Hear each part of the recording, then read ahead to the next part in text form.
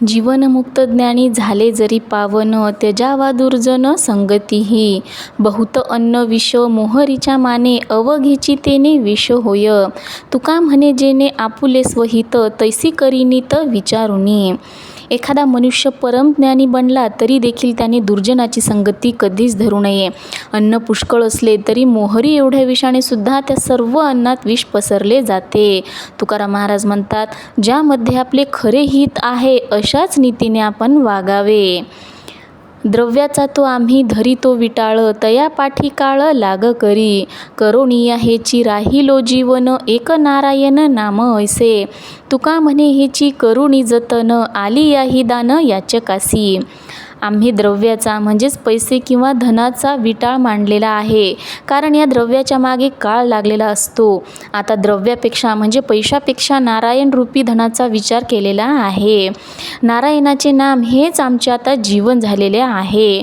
तुकाराम महाराज म्हणतात, आणि आम्ही नारायण रूपी धन हे हृदयात जतन करून ठेवले आहे, आणि हेच धन आम्ही आता याचकाला देत आहोत. द्रव्याची या मागे किळकाळाचा लाग, म्हणून या संग खोटा त्याचा. निर्याचे मूळ घालून या मागे, मांडिली प्रसंगे कथा पुढे. आजीच्या प्रसंगे हाची लाभ घ्यावा, पुढील भार देवावरी घाला. प्रारब्ध काही न पालटे सोसे, तृष्णेचे हे पिसे वाया विन. तुका म्हणे घेई राहे ऐसे धन, सादर श्रवण करोनिया. धनाच्या मागे काळ लागलेला असतो. धनाची संगत ही खरोखर खोटी आहे. धन कितीही मिळवले तरी समाधान मिळत नाही. धनाचा अतिलोभ हे नरकाचेच मूळ कारण आहे. त्याचा त्याग करून मी आता अक्षयरूप हरिकथा सांगत आहे. आज या भगवंताच्या लीलाविलासाच्या कथेचा लाभ घ्या आणि प्रपंचाचा भार भगवंताच्या चरणांवर अर्पण करा. तो तुमचा योगक्षेम सांभाळील. आपल्या प्रारब्धात असेल ते काही बदलत नाही, त्यामुळे धनाची एकसारखी लालसा व्यर्थ आहे. तुकाराम महाराज म्हणतात, भगवंताचे नाम श्रवण करून तेच धन जतन करा आणि तेच धन आपल्या जवळ राहणार आहे. रडे अलंकार दैन्याची ये कांती, उत्तमा विपत्ती संग घडे. एका विन एक अशोभदांतारा, कृपेच्या सागरा पांडुरंगा. रांधून येणे तया पुढील आईते, केले ते सोयीते वाया जाय. तुका म्हणे चिंता मनी शेळी गळा, पावे अवकळा म्हणउनी. अलंकार चांगले असेल आणि परिधान करणारा मनुष्य निस्तेज असेल तर तो चांगला दिसत नाही, कारण तो मनुष्य अलंकार परिधान करण्यास सुशोभित नाही. हे कृपेच्या सागरा पांडुरंगा, जगामध्ये एका वाचून एक शोभत नाही.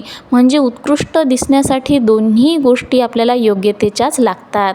ज्याला स्वयंपाकच जमत नाही त्यांच्या पुढे स्वयंपाक बनवण्याची सामग्री ठेवून वाया जाईल. तुकाराम महाराज म्हणतात, शेळीच्या गळ्यात चिंतामणी बांधला तर तिला त्याचा काय उपयोग. दुःखाचे डोंगर लागती सोसावे, ऐसे तव ठावे सकळांसी. काही न करीती विचार हिताचा, न करीती वाचा नाम घोष. भोगे कळो येती मागील ते जन्म, उत्तम मध्यम कनिष्ठ ते. तुका म्हणे येथे झांकीतील डोळे, भोग देते वेळे येईल कळो. दुःख डोंगरा एवढे आहे हे माहीत असूनही लोक आपल्या हिताचा विचार का बरे करत नाहीत. देवाच्या नामाचा घोष का करत नाहीत. या जन्मात आपल्याला जे सुखदुःख भोगावे लागते त्यावरून मागील जन्म उत्तम मध्यम कनिष्ठ कोणता होता हे समजून येते.